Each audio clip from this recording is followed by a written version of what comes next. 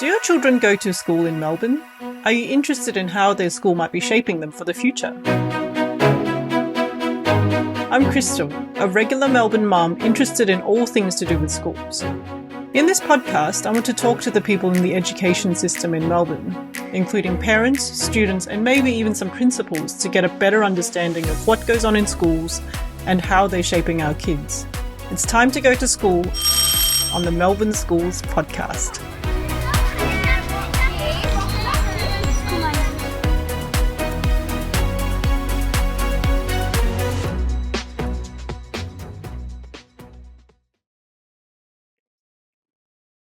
Hi parents!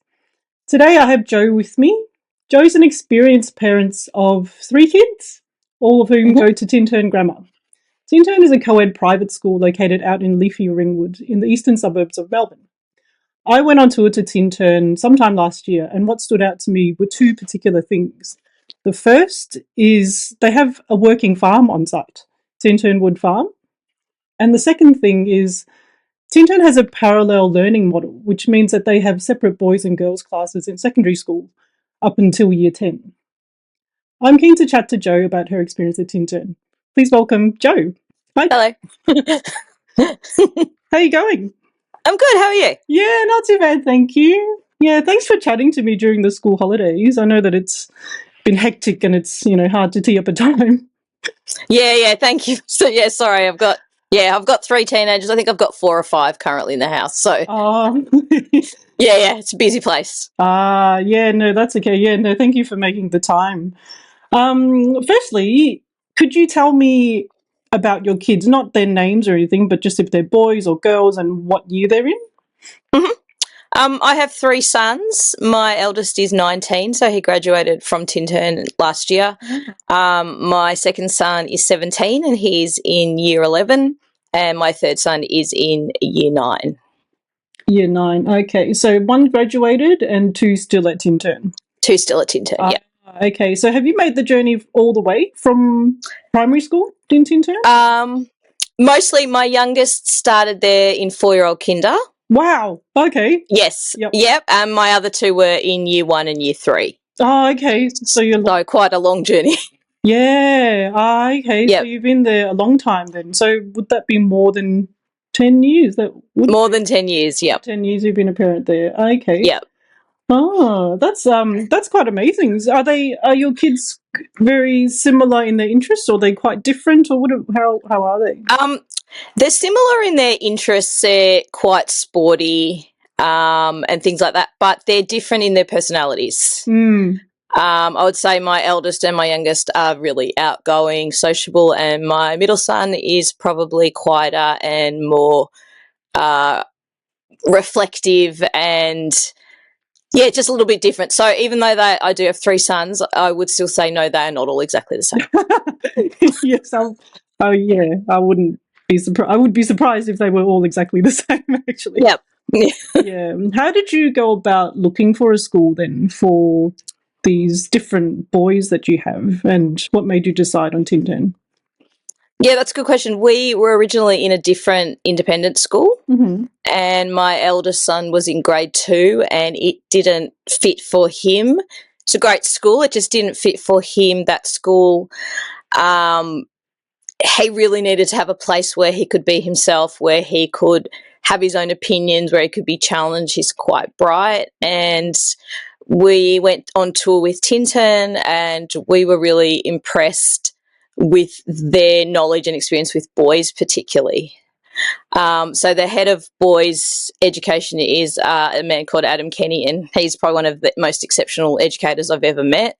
And he just really won us over there, and so we decided to move all 3 of our children across after that. And so Bailey was grade 3, Elijah was grade 1, which was a bit tricky, but we did it, and Mackenzie was in kinder, and it has been the best decision that we've ever made. So you chose to move them because of, was it your second son that you said? That was quite exceptional. My eldest son. Your eldest son, he was quite exceptional. Yeah, that's quite an interesting observation to make that young, that he needed something different. I think that's really, observant of you to be able to identify that and look for something specifically. Yeah, I think because I am a primary school teacher, I think there is a depth and yeah. So I think that helps. But we also just noticed that he just needed a place. So what I really like about Tintern is also their approach to discipline. They don't take a hard line, so to speak. They're firm and fair, but if there are issues, the way they deal with it, I think, is really really interesting in that they work on the development of the relationships they have with the students, particularly in secondary education. Obviously, we've had hiccups in that journey. I mean, I've had 3 sons through Year 9, which is really the point where you see that. And I just was really impressed with the way that they have dealt with that. It's been they will ring you personally. They will have conversations with you and your child. They're about understanding that everybody makes mistakes and let's start again and forgiveness and all this positive stuff. I think that's really impressive, and I think it also works because it's a small school. The teachers have great relationship with those students, so the students also are really keen on impressing them and making that connection. So I think that, from my experience, discipline is not really a major issue there. Oh, that's really interesting. Can you tell us a bit more about? I know that you sort of touched on. So they have. Do you think that they have a really good connection with the students and also the parent community? Do you think that helps in the discipline part, or what is it that makes the kids more disciplined? Do you think? I think it's both. I think it's a really small school. So, for example, in secondary school, for example, in Year 9, they have 2 classes of boys, so that's about 50 boys, and I think they have 3 classes of girls, so it's about 75. Really? So there's more girls than boys in Year 9? They try and maintain a higher girl balance in general. Interesting. That's very unusual, I think, from all the schools that I've seen. Yeah, I think it's because it was originally a girls' school. Right. They definitely don't market themselves as that anymore, but having a higher percentage of girls tends to just create a bit of a different dynamic. Yes. So I think that is part of it. The other thing is because there are 50 boys, those boys grow really close together. They have the same teachers. Like one of my sons had the same maths teacher 3 times so far over the years. 3 years over. Yeah, so and that really helps because they understand that child. They understand how that child learns. The parent communication has been obviously some better than others, but in general incredible. I've had teachers call me like on a Friday afternoon and go, "We need to talk about what are we going to do with your son's maths or whatever it is," but completely in their own time. I've had teachers send me their number and go, "You can call me on the weekend if you need to." Like. Yeah, their duty of care is pretty exceptional. I don't see that in other schools. I've got lots of friends with teenagers in different schools, and I don't think you get that level of care and commitment in many other places, mainly because there's too many children. I think when you have hundreds in each year level, you can't possibly be phoning every parent. Yeah. Yeah, absolutely. Okay, so I think that makes it about 100, a bit over 100 per year level. So I'm just having a guess. So in senior school, there'd maybe about 600 or 700 kids. Would that be right? Yeah, about that. Yeah, about that. It's pretty small. Yeah, some of them. Even Year 11 and 12 can tend to be even a little bit smaller. Sometimes kids branch out according to if they want to go to like TAFE or if they want to do VCAL or some of those other things. So I don't think my son even had 100 kids in his year level in Year 12. Might have been just under. Yeah. Which just makes for a really nice community, a really nice connection. Yeah. Makes sense. So when you mentioned like VCAL and was it VM that you said? Well, they're starting with VM, I think. Yeah, that's it. Okay. It's just coming in. Yep. Yeah. They have some options. They don't have a lot of options, I would say, in terms of that. I know they run a hospitality stream. Okay. I know you can, and they will support you to access, like children go to like Box Hill Secondary and Ringwood Secondary and stuff like that if you're interested in pursuing a VCAL subject. So they travel there, is it? Yeah, so on Wednesday afternoons they would leave school and they would go to do that. Ah, okay.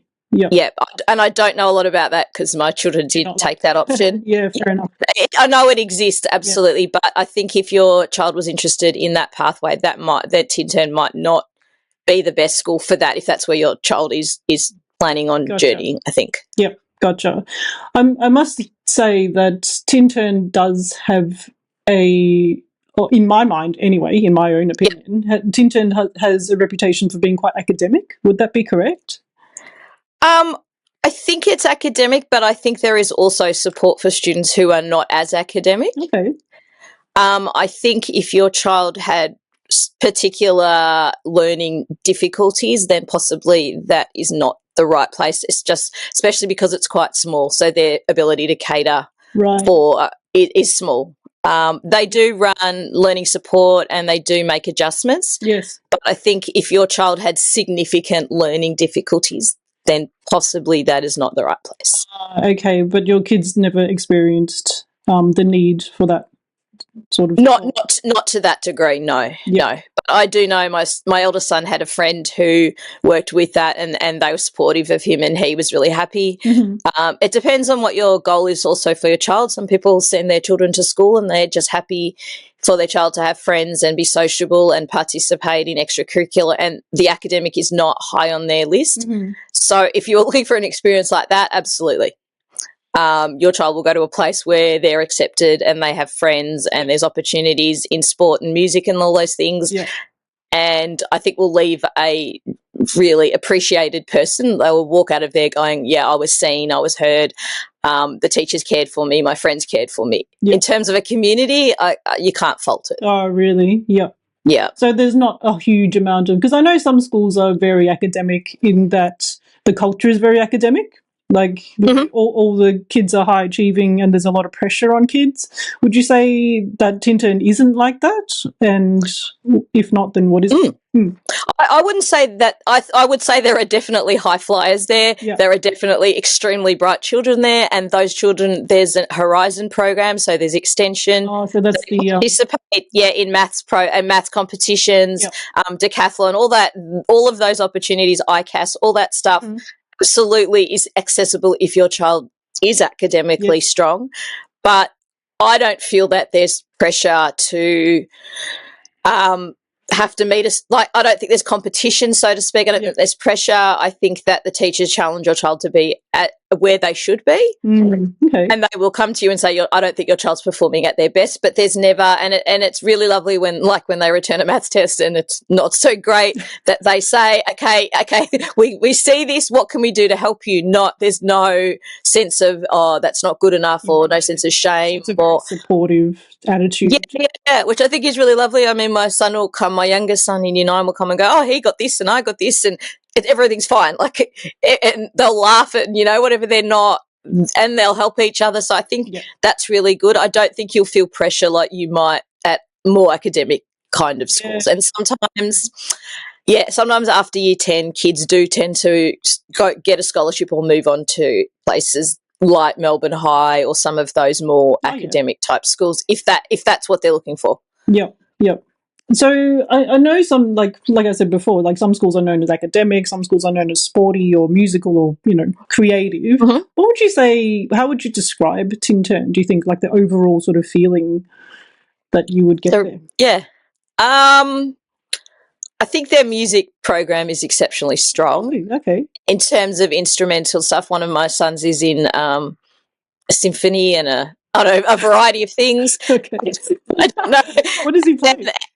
He plays saxophone. Wow. Okay. Cool. Yeah. And he has also done production, so their production is outstanding. I have to say that. And there are sporting things. There's a volleyball team that competes, even nationally, I think.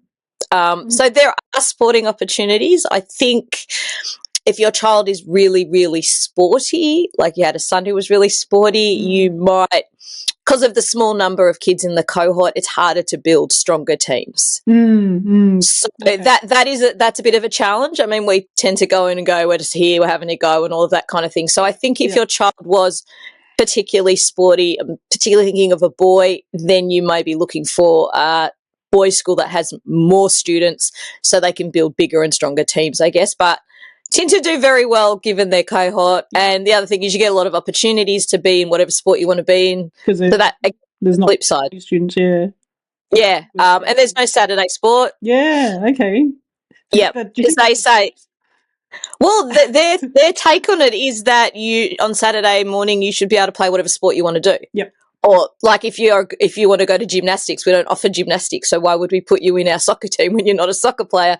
So they're really, really interested in encouraging you. They celebrate achievements. Like if children do really well, if they made it to a state level or a national level, they will celebrate that. They will put it on their socials, all that kind of stuff. So I just think they really know their kids really well. Yeah, I think that's so important, to be known and not to be just a number. I feel like that is one of the most important things that I, as a parent, would be looking for in a school, like that community sort of feeling. And that's, my personal thing that I'm looking for. It's really, really good to know. Do you have much to do with the principal at all? I think his name is Brad. Is that right? Brad Fry. Yeah, I've met Brad Fry I've met him many times. Uh-huh. I find him to be he's very experienced as an educator. Mm-hmm. He's knowledgeable. I think he's also approachable. Mm-hmm. We've had conversations formally and informally. As a principal, I think he is really a part of his community. I think sometimes principals in those schools are really kind of detached and standoffish. All of that. Yeah, no, I don't find him to be like that at all. I think he's really friendly and engaging, and he knows your name. I think that's great if you, as a parent. That's amazing. I think that's amazing if he does know your name. So he has been there 10 years, I suppose. I was going to say, I don't know if he knows everyone's name. He knows my name, but I just go and he knows who my children are. And again, I kind of go, I like that you know who I am. I'm not just another person who's here. Yeah. And he has been there a long time? He has been there, not all the time we've been there, but a while, maybe 5 or 6 years, I think. 5 or 6 years. I think so. And he had children that went to the school, so he had daughters that went through they were late sort of secondary by the time he came, so they also went there. So he's got a really good perspective. And he also teaches science classes, I think. Oh, really? Okay, so he's a science teacher. Yeah, so you've got someone who's really in touch with what's going on, and I think he teaches girls' science class. Just little things like that just tell you that he understands the teachers, he understands the students. If you're a parent talking to him, he knows exactly what you're talking about because he's rather than being in the classroom yesterday. I know what you're saying. Yeah, rather than sitting in an office. Yeah, absolutely. Talking about the students in the classrooms. Yeah. Okay. Can we have a chat? Do your kids have anything to do with the farm? Because I know that when I looked at their website, it seems like it's such a big thing for them. There's a big video about the farm there. But when I was on tour, for some reason, we didn't even go to the farm. Oh, that's unusual because usually they do. I don't know why. Definitely in primary school, they spend a lot of time there. Mm-hmm. And in secondary, they take a subject called agriculture. Yep. Which I think is 7, 8, 9. And I think there are options to stay in that realm if you're interested when you're older. Mm-hmm. They also have a group called Young Farmers where children can choose to join, and they actually take the sheep and they take them to like the royal show and all of that kind of. So they go and show them. I don't know. I don't know exactly about it, but so no, there's definitely options. It's open at lunchtime a couple of times a week if you want to go down there. Yeah. My children haven't personally been that involved in it, but I know there are plenty of children that love to go down there. Oh, okay, because that seems pretty special. I mean, I don't know of any other school that has a working farm on site with animals. No, neither do I. Yeah, and I mean, for my daughter, that would be a huge selling point. I haven't told her about it because, we haven't made a decision yet. But if I did tell her, she'd like, that's it. That's the school that I'm going to go to. On the open day that they had recently, they had the farm open, so that was pretty cool. Oh, really? I was working on the gate of the farm, and so yeah, got to see a lot of people went down there and loved it. Yeah. And they do have some events where you can. There's one in September. I think it's open to the public where you can go down on a Friday evening and they have a bonfire and you can toast marshmallows, and so that's probably worth keeping your eye out for. Oh, that's pretty cool. Yeah, that's pretty cool. I actually don't want to tell her because if I do, then I'm committed. I don't think we'll have any other choice of where to go because she's obsessed with animals and obsessed with becoming a vet one day. Oh, well, then that would absolutely suit her. Yeah, so yeah, I'm not going to tell her yet. Yeah. So you make your mind up. Makes sense. Yeah. What about parallel learning? Because that's another exceptional thing about Tintern. I mean, not very many schools have that. I know of a couple of other ones. But can you tell me a bit about how it works and which years it happens in? So it happens all the way from prep to year 10. Really? From primary school? I didn't know that. Not in the kindergarten or the early learning centre. That's co-ed, but from prep all the way to year 10. Wow. Okay. Yes. And so when we started, we went through the primary school. I wasn't really sure, especially because I have only sons and I don't have daughters. And I was also conscious of there's a lot of hype and misgivings around boys and boys' education and you know, all these negative messages and things that sometimes come about. But we loved it. We absolutely loved it. I mentioned Adam Kenny, and I will still mention him. He's an exceptional educator. About him, yeah. So he's in the boys' school. Okay. He's the head of the boys' junior school, but I think he's head of all the boys in general. Right. He just is engaging and he's very personable, and he runs assemblies every Friday that my boys still talk about these assemblies that they went to and the messages, and he doesn't shy away from hard topics. So he will bring topics like one punch can kill. He'll bring really important topics to these young boys and talk to them about it, and really starts to build great men from when they're 5 years old. And they do socially, they do like athletics day and all those things with the girls. Yep. So it's not as though they don't interact with them or anything like that. They have the same play space, they have the same play times. Right. But it just allows you to tailor learning differently. I'm a primary school teacher and I have boys and girls, and I can see the difference. Yes. Yeah. And I know when my boys need to go outside and run. I literally say, please just go and run down the hill and come back. And they do. And that's just what they do. Yeah. So no, girls are just different. It's not to say that every girl is the same. I definitely don't say that. And I don't know the girls' school because I wasn't there, but I know parents in the girls' school who were equally as happy. And they just cater things a little bit differently, so it allows boys to be who they are, and it's okay. Yeah, it seems like it's the ideal environment because I think that too. Like I personally went through a girls' school and I don't have any experience with a co-ed school, but I see it in my own daughter. She's a quiet kid, and she does complain that, you know, the the teacher's time does get taken up by crowd control. Behavior control. So I can definitely see the benefits. So it seems like an ideal environment where they separate the classes, but they can still play together at lunchtime. Yeah, and even in secondary from year 7 to year 9, they do a lovely job of bringing them together. So they will go to camp together, for example, but they'll have some parts together, but then they'll separate them, you know, overnight and all that kind of stuff. Yeah.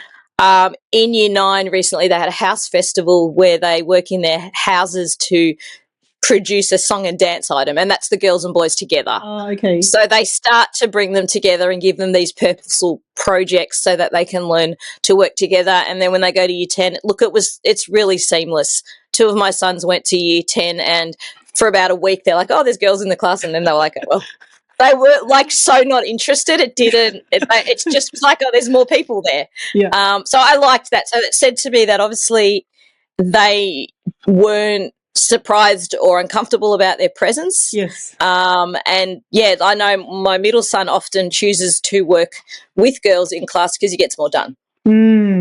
Okay. Yeah, so for him, he goes, absolutely, they're my learning people rather than some of my fellows who are over in the corner doing whatever they're doing. Yeah, do you know what I mean? I think it's they do it in a really nice way that they're people they've known all this time. Yes. But now they're solid in, this is why I'm here and this is what my learning is for. Let's bring them together. So, and I think it helps. Yeah, I just think it's a really good approach. I initially was like, I wasn't sure, and I definitely didn't want my sons around just pure males and that toxicity and all that stuff that concerned me. But this is just a really, really nice balance of the two. The educator that you were saying, did you say Adam Kenny? Kenny? Yep. Is there a girls' version of him that leads the girls' section of the school? Yeah, there is a girls' leader, Alison Prandolini, is in junior school. I don't know her as well, but there are also amazing educators all the way through. Okay. Yeah, like in year 8, the head of year 8 is a female, and she is sensational. Yeah.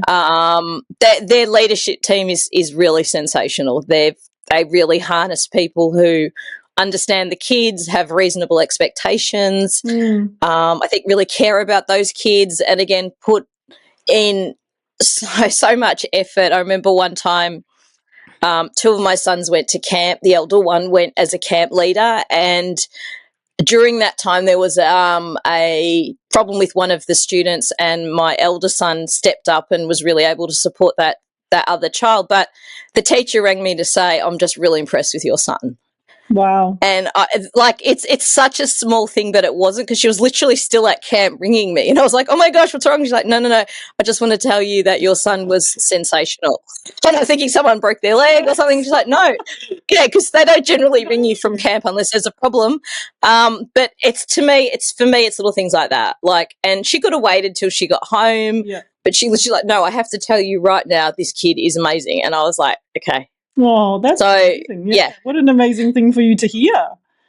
Yeah. So, and look, as a parent, I want people to know my kids like I know them. I want people to appreciate them and see them for who they are, because they're more than just, the essay they wrote or the maths paper. They're people. So for me, I think you've got to find a school where you think your child is seen for who they are. That's my goal. And like I said, different people have different goals, but that's why I'm really drawn to it, I think. What are your kids, well, the one that's graduated, what is he doing now? So he's studying commerce at Deakin Uni. Okay. And he's very happy with that. My other 2, I'm not sure. My second son, I think he's interested in marketing or advertising, and my youngest son, I think, is interested in physio. Oh, but quite different. Yeah, see, told you, they're very different. Yeah. Very different thing, though, also, where you think you're going on a journey and then your son finishes school and he's on a completely different journey. So you're just hoping they've been in a school that has taught them about independence, resilience, responsibility, all those qualities that they're going to need, because it's not just, I got this ATAR and that's it. Absolutely. It's the values and qualities that they've been taught that will allow them to be in real life. Yeah, like when, because when you go for a job, you don't go, well, here's my ATAR. Do you know what I mean? Like, I think a lot of people are stuck on that, and I think even me, I had to learn. I learned that from watching my son the last 6 months. Go, you know what? You're not that. That was one point of your achievement, but look at the values that you've taken with you. And he still has connections with Tintern. I think he still speaks to several of the teachers. They'll catch up. Like, it's really, really incredible, the depth of relationship. Yeah. So he basically grew up at the school. Well, yeah, he started when he was in grade 3. Yeah, grade 3. So that's a long journey. My youngest will have been there since he was 3. So that will be a massive journey. Yeah. And interestingly, he started in kindergarten, and he still has the friends he had in kindergarten. Wow, that's amazing. So they're still there. Yeah, A lot of them are still there. No, that's definitely. well, I mean, some kids do move on after grade 6, but most don't. But yeah, this particular friend, they've been in class for like 10 years together. Yeah, that's amazing. Yeah, that's pretty lovely. Yeah. Is there anything that you haven't liked about the school? Like you've said a lot of, the things that you loved about the school. Is there anything that you haven't liked, that you disliked or thought they could do better?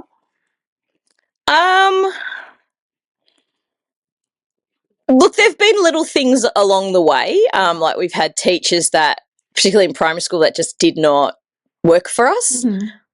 But they've always been good with talking about it. I think, yeah, look, nothing that I would say was of a major concern. Anything that I was concerned about, I was really impressed with how quickly they would respond to an email and how proactive they were with what we needed to do in that situation. So no, not really. I mean, obviously there's bits and pieces along the way, but nothing that would stop me from recommending people go there. Yeah, not at all. So no, and I've had like more than 10 years, and I don't even know how many teachers. I know hundreds. Yeah, look, and like I said, there are some teachers that have been better suited for my children. There have been some teachers who have been a lot more attentive, but there's always someone, I think what I like is always someone you can email. So there's always a head of maths, or there's a head of secondary, or there's head of year 9. There's always people that you can approach that will support you. Yeah. So they're very responsive and absolutely. Yeah. I wonder how that culture comes about. Do you think it's just because it is a small community and the teachers? Do you think, as a teacher, actually, from your perspective as a teacher, do you think it's because the teachers feel supported by the leadership? Is that what it is?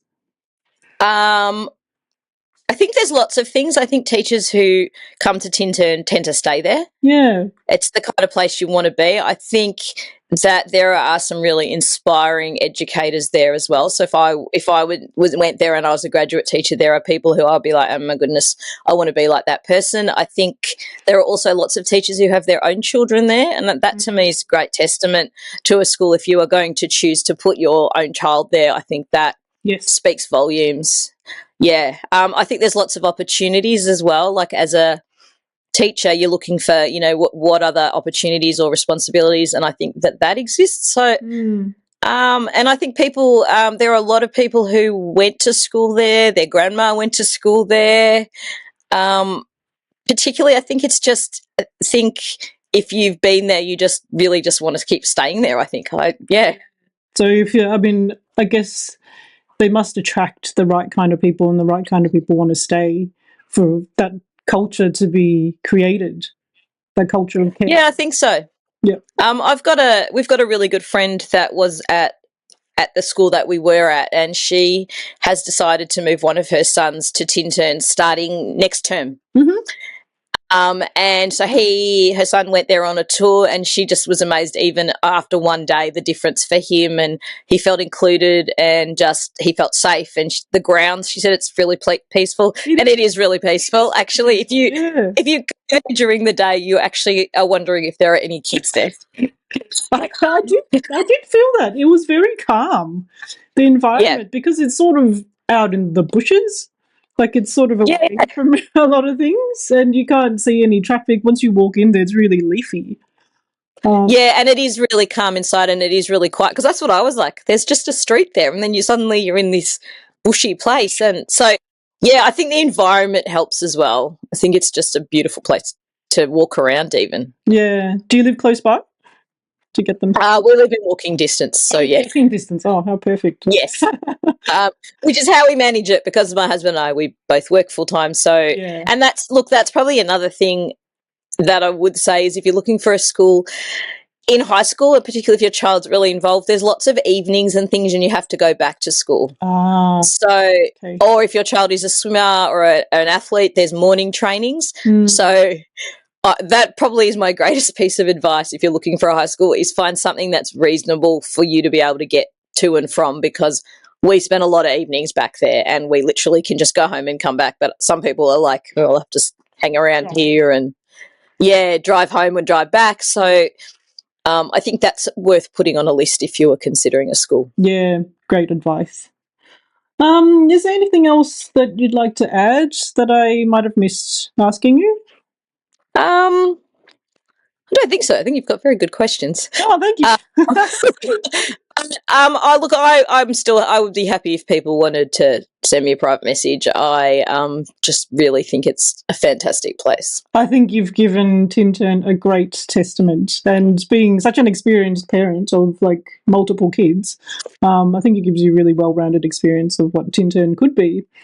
Okay, well, thank you very much for talking to me. It's been really enlightening, actually. It's actually really good to have been on a tour there and then speak to you, because I have an impression of what it might be like on the tour, and I wrote my article based on my impression. But to actually hear you talk about it is really great and really enlightening. I had a really positive, tour anyway. But to hear it from the inside is fantastic. So, yeah, thank you very much. Yeah, thank you very much for your time. No, my pleasure.